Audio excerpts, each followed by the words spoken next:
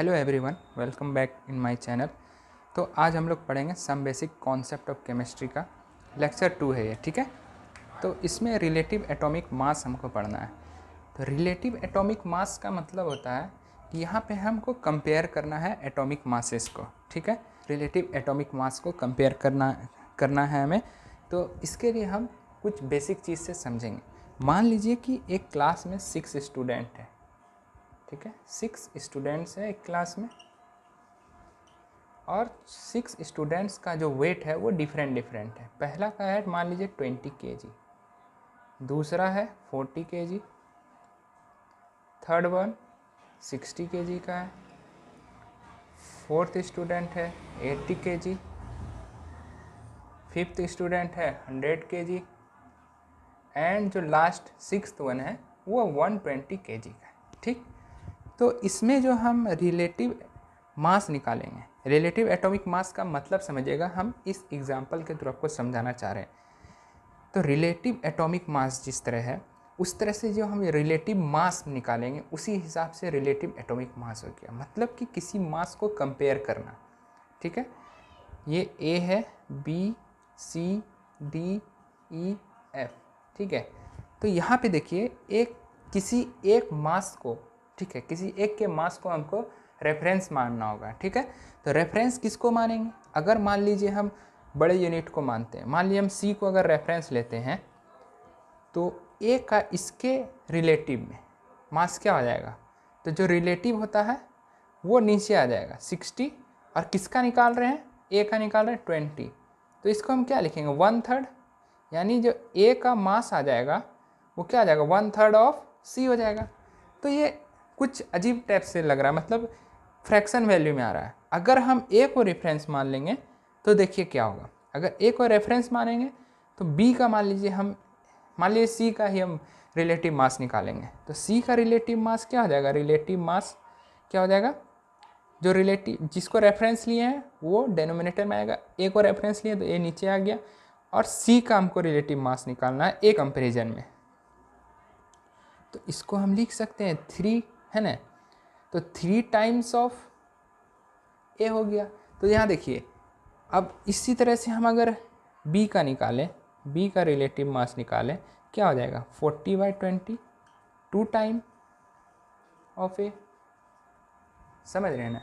उसी तरह मान लीजिए डी का निकालेंगे रिलेटिव मास, तो 80/20 क्या हो जाएगा? 4 टाइम्स ऑफ ए। यहाँ देखिए, यहाँ पे इजी हो रहा है, 2 गुना, 3 गुना, 4 गुना, इस तरह से रिलेट कर रहे हैं रिलेटिव मास को। और अगर हम सी को रेफरेंस मानेंगे तो 1/3 ऑफ ए, 1/3 ऑफ सी, इस टाइप से लिखना होगा, जो कि देखने में सुनने में अच्छा नहीं लग रहा है। ये कुछ अच्छा भी लग रहा है, ठीक है ना, ये कुछ अच्छा भी लग रहा है, हाँ। तो इसीलिए उसी तरह से हम रिलेटिव एटॉमिक मास में जो हमारा इसका ये यूनिट नहीं होता है, इसको सिर्फ रिप्रेजेंट करने के लिए एम यूज करते हैं, ठीक है। तो रिलेटिव एटॉमिक मास में हम क्या यूज करेंगे? मान लीजिए अगर हीलियम का हमको निकालना है, एक हीलियम एटम है, ये एटॉमिक मास है, ये मास नंबर है, ठीक है। तो इसमें क्या है? मास है 4 ग्राम ऑफ हीलियम एटम। इसको ऐसे लिख सकते हैं, हैज Na मॉलिक्यूल्स, लिख सकते हैं। Na मतलब एवोगाड्रो नंबर, ठीक है। इसको ऐसे 6.022 × 10⁻23 लिख सकते हैं एवोगाड्रो, ठीक है। इसी तरह से ऑक्सीजन की हम बात करें, 16.8, है ना। तो यहाँ पे क्या हो जाएगा? 16 gram of oxygen atom has Na atoms, ठीक है। Na एटम्स है इसमें भी, है ना। उसी तरह से अब क्या हो जाएगा? कार्बन का लीजिए, C12 6, है ना। तो 12 ग्राम ऑफ कार्बन एटम, इसके पास कितना एटम हो जाएगा? Na एटम्स, जिसको कि क्या बोलते हैं? 6.022 × 10⁻23, ठीक है। तो इसको हम और दूसरे तरीके से किस तरह लिख सकते हैं? 6.022 × 10⁻23 एटम ऑफ कार्बन, ठीक है। कितना मास है उसका? हैज मास 12 ग्राम, इसको हम रिवर्स करके लिख रहे हैं, ठीक है, 12 ग्राम, ठीक। तो एक एटम का मास क्या हो जाएगा, एक 1 atom of carbon has mass divide में आ जाएगा 12 अपॉन, इसको Na लिख सकते हैं ना, इसको डायरेक्ट हम Na लिख देंगे, ठीक है, Na ग्राम को हम लिख सकते हैं। जब 12 को इधर लाएंगे तो क्या हो जाएगा, 1/12 एटम ऑफ कार्बन, इसका मास कितना हो जाएगा, हैज मास 1 अपॉन Na, ठीक है। ये जो हो गया हमारा, ये रेफरेंस जो हम लिए हैं IUPAC के द्वारा, जो इस पॉइंट को जो रेफरेंस लिया गया है, ये रेफरेंस हमारा हो जाता है क्या, 1/Na, इसको AMU बोलते हैं, ठीक। यानी इसको क्या बोल सकते हैं, 1 AMU equals to 1 upon Na gram. ये हो गया हमारा 1 AMU का डेफिनेशन, समझ गए होंगे। और क्यों रेफरेंस लिया गया वो आपको इस 3 लाइन में पता चल जाएगा, आप इसको गौर से देखिए तो पता चल जाएगा, C को ही रेफरेंस लिया गया है, ठीक। नेक्स्ट टॉपिक इसमें है रिलेटिव एटॉमिक मास का फॉर्मूला, ठीक है। तो इसको हम लिखते हैं रिलेटिव एटॉमिक मास को इस तरह से, ठीक। इसका फॉर्मूला क्या होता है, मास ऑफ 1 एटम, जो भी क्वेश्चन में आपका गिवन एटम है उस एक एटम का मास लिखना है अपॉन 1 AMU, यानी कि इसको क्या बोलते हैं, mass of 1/12 atom of carbon, ठीक है। तो ये हमारा क्या हो गया, मेन फॉर्मूला रिलेटिव एटॉमिक मास का, ठीक है। तो और एक चीज़ जान लीजिए, देखिए ऊपर भी मास है नीचे भी मास है, तो मास का दोनों मास का यूनिट कैंसिल हो जाएगा, तो क्या हो जाएगा, ये यूनिट लेस। लेकिन रिलेटिव एटॉमिक मास में हम AMU और U से रिप्रेजेंट करते हैं, यूज करते हैं, ठीक है। वो यूनिट नहीं है, उसको रिप्रेजेंट करते हैं रिलेटिव एटॉमिक मास में, ये यूनिट लेस होता है, ठीक है। तो चलिए इसमें एक क्वेश्चन बना के देखते हैं।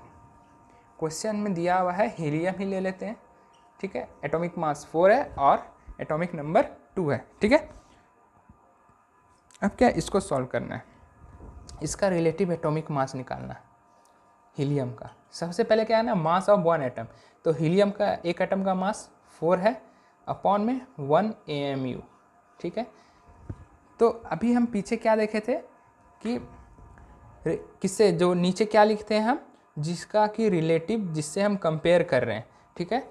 जो हम पहले सबसे फर्स्ट टाइम जो हम सीखे रिलेटिव एटॉमिक मास का जो कंपैरिजन एग्जांपल से सीखे, उसमें जिस तरह से हम लिए थे डेनोमिनेटर में रिलेटिव, जिससे रेफरेंस लिए थे, उसी तरह 1 AMU का हम रेफरेंस लिए। तो इसको हम लिख सकते हैं ना कि 1